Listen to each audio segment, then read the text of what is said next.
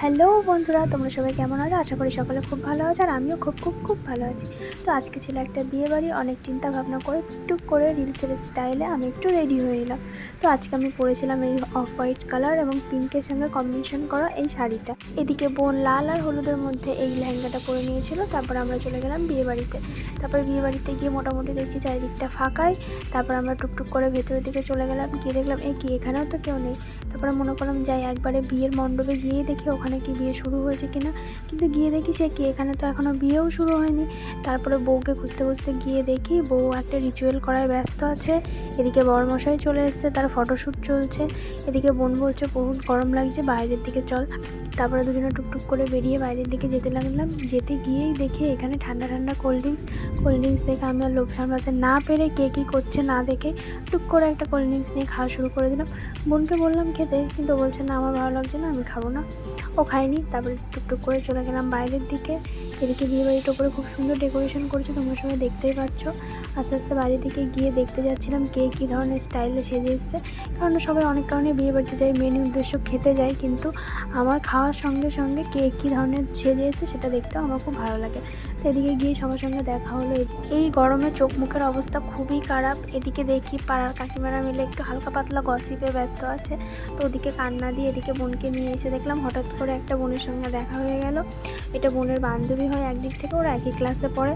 তারপরে ও বললো আমাকে কয়েকটা ফটো তুলে দে, তো বোন ওর কয়েকটা ফটো তুলে দিল। তারপরে মনে করলাম সবাই তো ফটো তুলছে, আমরা কেন বাদ যাবো, তো আমরাও কিছু ফটোশ্যুট করে নিলাম। দাদাকে বললাম আমাদের কিছু ফটো তুলে দিতে। এদিকে বোনের ফটো তুলতে গিয়ে একজন এসে তো বাধাপ্রাপ্ত হয়ে ফিরে গেল। আর এদিকে আমার কাকা একাই 100, কাউকে লাগছে না, একাই নেচে সারা বিয়েবাড়ি ফাটিয়ে দিচ্ছে। আমার তখনও গরম কাটছিল না, আমি আর এক গ্লাস কোল্ড ড্রিঙ্কস খেয়ে নিলাম, বোন তাই নিয়ে আমার খিল্লি ওড়াচ্ছিল। তারপর অনেকটাই রাত হয়ে গেছিলো, মনে করলাম যাই খেয়ে নিই। খাওয়ার ওখানে গিয়ে বসে পড়লাম, গিয়ে দেখি কে যেন ভুল করে তার পার্সেল রেখে চলে গেছে। কার পার্সেল এটা জানিও তোমরা। আমার দিদির মেয়ে ক্যামেরা বের করা দেখে সামনের টেবিল থেকে পোজ দিচ্ছে। তারপর আমাদের টেবিলটা হালকা করে গুছিয়ে দিল, পরিষ্কার করে আমাদের খেতে দিয়ে শুরু করে দিল।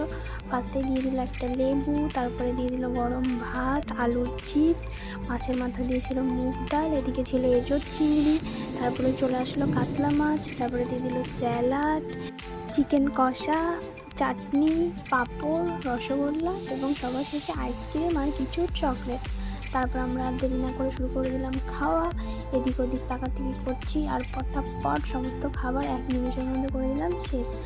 এদিকে এত গরম পড়েছে, কিছুই ভালো লাগছে না, মাথার উপরে ফ্যানটাও পড়েনি। কিন্তু যতই ভালো না লাগুক, না খেয়ে তো আর বিয়ে বাড়ি থেকে যাওয়া যায় না। আর এই চাটনিতে পাঁপড় খেতে আমার খুবই ভালো লাগে, তোমাদের কাদের ভালো লাগে আমাকে জানিও। তারপর আমরা খাওয়া দাওয়া শেষ করে আস্তে আস্তে চলে গেলাম বিয়ের দিকে, যে বিয়ে কতটা হয়েছে দেখতে। গিয়ে দেখি যে ও বাবা, এখানে তো অলরেডি বিয়ে শুরু।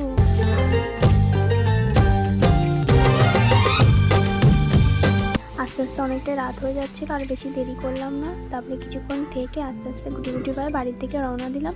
তো আজকের মতো ব্লগটা এই পর্যন্ত। ব্লগটা ভালো লাগলে একটা লাইক করে দিও। টাটা।